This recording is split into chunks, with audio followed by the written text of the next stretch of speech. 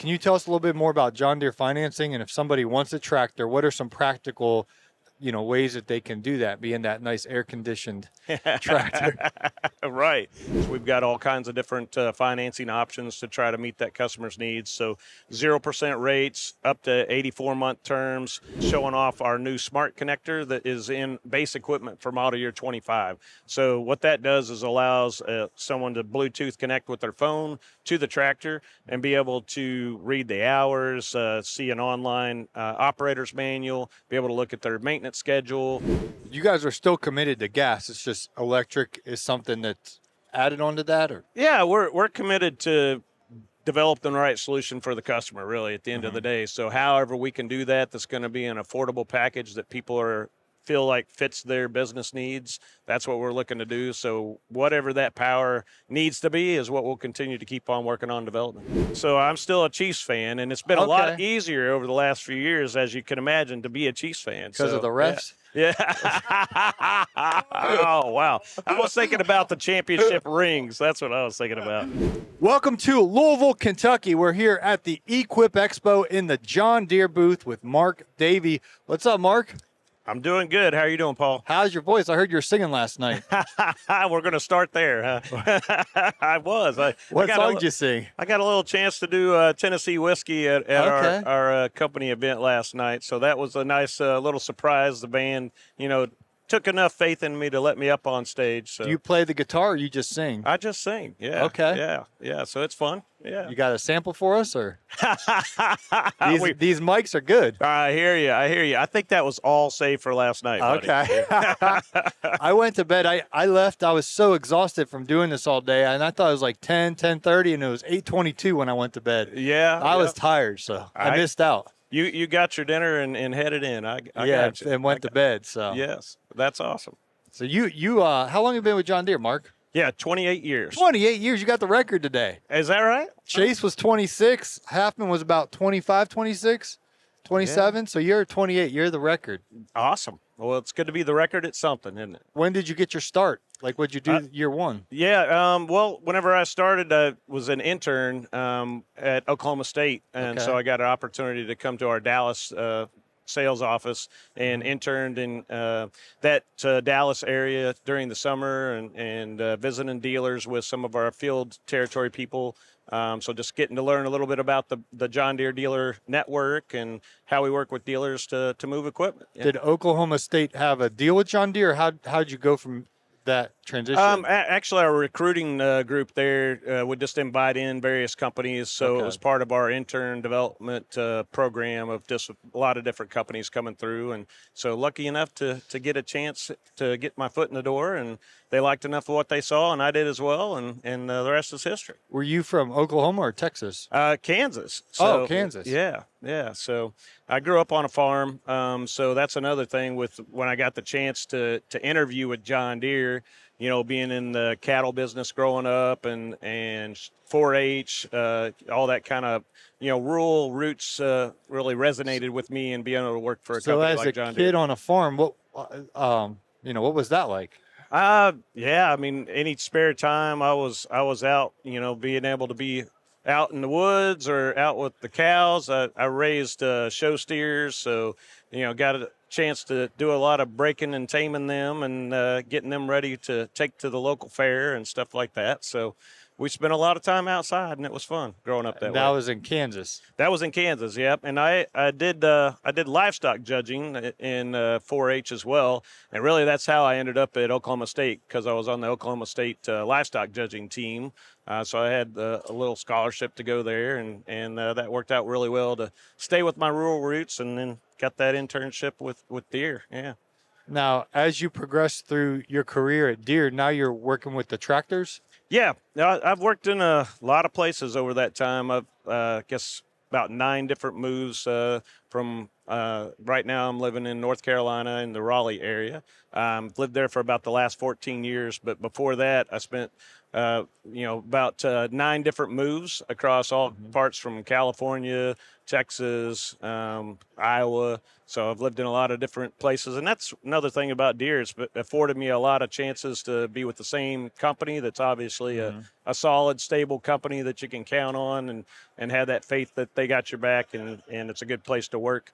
But it was also a lot of different opportunities where I wasn't doing the same thing for all those years. I've been in sales, marketing, advertising, and then gators, utility vehicles, even cotton farming, back in the Arkansas area out in the field. So a lot of different exposure to a lot of stuff. It's been really neat. 28 years is a long time to work somewhere, and you're not just alone in that. Chase has been here for 26, 27 years. Eric Halfman around the same amount of time. What is about John Deere that has you working here for decades? Yeah. Well, it's just a great place to work from a perspective of the values. I think the integrity, commitment, and building quality products. I mean, we really do live that and embrace that every day in what we're doing. So it's cool to be a part of that. Obviously, it's a great brand name that most people know and kind of grew up with. And again, like I said, that rural roots that just for those of us that really resonates with you, it makes you want to stick around and continue to be a part of that. Do you like sports, Mark? Yeah. I like sports, and I notice when there's a team when they don't really get along, like the Cleveland Browns, they're 1-5, right? And they're nitpicking each other on social media, and it's frustrating. I'm a Browns fan. Yep.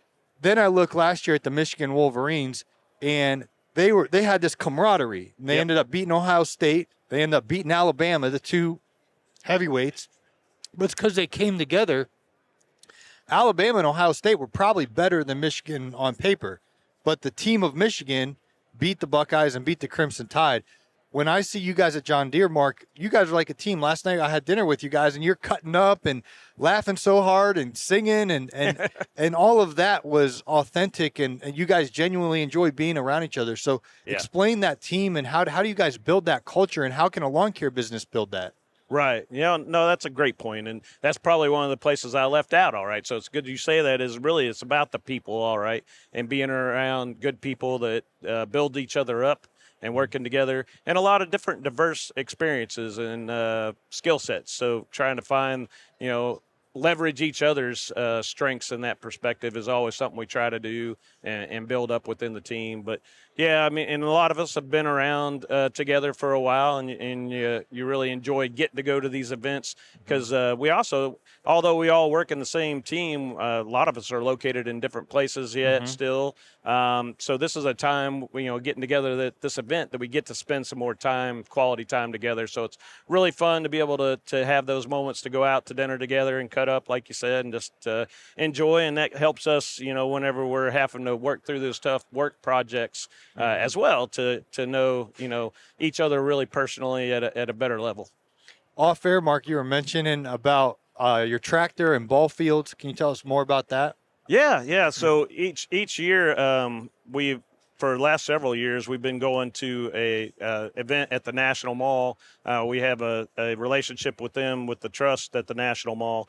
And so we had the opportunity with several other of our even competitors and a lot of folks throughout the industry getting together to volunteer and just give back time. And so one of the great things I got to do a couple of years ago was ride one of my tractors, the 4066R, pulling an aerator on the National Mall area there, aerating ball fields and then fertilizing them and all that kind of stuff. So just cool to get to experience being able to do that at somewhere, that prestigious like that. Just it's a pretty cool event, and seeing everybody come together to invest back time like that in that volunteer event is really cool. What's next for you, Mark? Next for me, well, let me ask it like this: what excites you the most about the future? I think we're really looking at how do we continue to build better solutions for tractors. For me personally, we're looking at what helps a customer be able to get their jobs done that they need to get done. So thinking about the landscape business, we're really looking at how do we quickly add or remove attachments? How do we make sure that the comfort features help? It's long days. So being able to get in a air-conditioned cab is a really cool thing to be able to do during the summer, right? So how can we make sure that we've got great solutions that give them a really great way to get the job done, swap between different things, and also make it a very versatile kind of core tractor piece. We put implements on the front, the mid, the rear of the tractor, and each one of those different things changes, what you can do with it and what all the different jobs that you can accomplish with it. So that's the part we're really working on, that whole portfolio, and making sure people understand all the different options that we can really bring together for them. What is the most efficient way to swap an attachment around? On the front end, we build our loaders as typically most of them are quick park loaders. There's a couple levers you can even flip them up from the seat and be able to quickly remove the entire loader. So if you're trying to move to mowing around or getting into tighter spaces where you're not doing something with the loader, you want to do something with the rear of the tractor, then it's just getting rid of that extra attachment that you don't need for that job. Just makes the tractor more nimble, also lighter weight if you're on a lawn or different things like that. In the mid mowers, a lot of the landscapers wouldn't use that probably because they've got other things to mow with. But for homeowners, a lot of the time they'll want a mid mower for a bigger property. And we have drive over decks where you can just drive right over the top of it. It attaches to the mid PTO. And the same way with, flip a couple levers and drive back off of that mower. So it's just easy to put it on and then get it off whenever you don't need it. So it's just not in the way to do those other jobs. So these tractors, Mark, are very expensive. Can you tell us a little bit more about John Deere financing? And if somebody wants a tractor, what are some practical ways that they can do that, being that nice air-conditioned tractor? Right.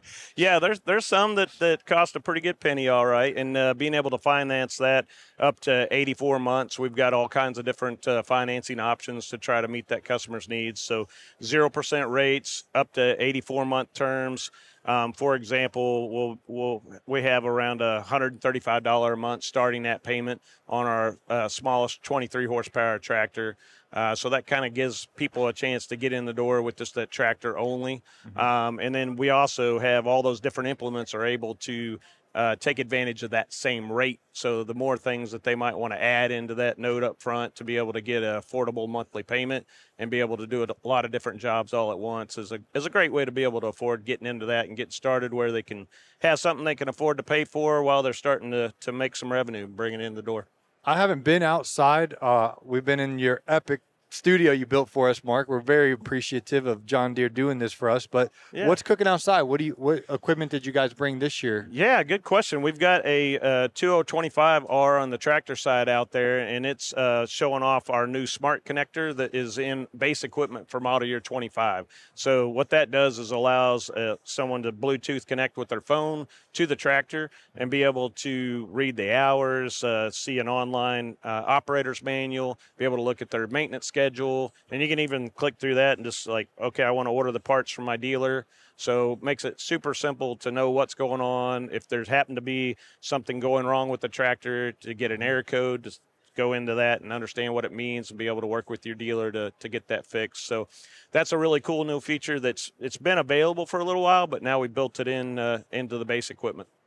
How many years have you been coming to Equip Expo? It's been a lot of years. I don't even remember exactly. I would guess it probably like five or six at least. So not as many as some of these other guys. I know we were talking about that. How have you seen the show change over 5 or 6 years? Because this is the biggest I've seen it since attending. Yeah, it keeps growing and getting bigger, and just an impressive number of folks coming through it. It's really great to get to visit with people from all over too, because you would think mostly be right here, and there's definitely a lot of local people, but there's people from all over the country really coming through. So it's really cool to see a vast variety of people like that coming through.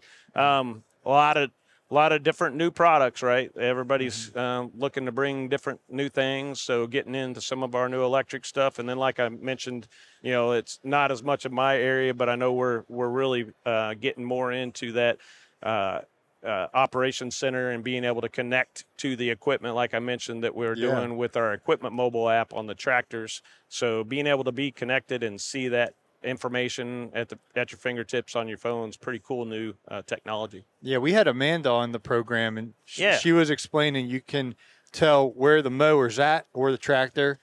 You can, look at the efficiency of if it could be used more efficiently, and then the maintenance wise, you know the stats of when things are due maintenance wise. So you guys are rolling that out. You've had that for a while.